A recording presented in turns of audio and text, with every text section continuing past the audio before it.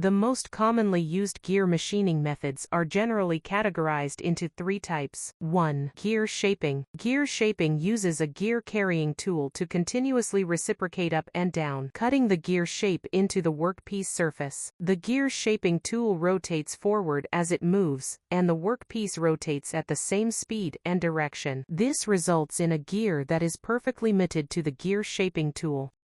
2. Gear milling. Gear milling utilizes a shaving cutter, and the gear being machined to perform a free mating motion. The relative slip between the two creates a very fine tangent line on the tooth surface, improving the tooth surface precision. 3. Gear hobbing. Its working principle is similar to that of a pair of helical gears meshing together. The prototype of a gear hob is a helical gear with a large helix angle. Because of its small number of long teeth, it is wound around a shaft to form a worm with a very small helix angle. After slotting and tooth reduction, it becomes a hob with a cutting edge and clearance angle. Do you know which of these 3 processing methods is more suitable for you?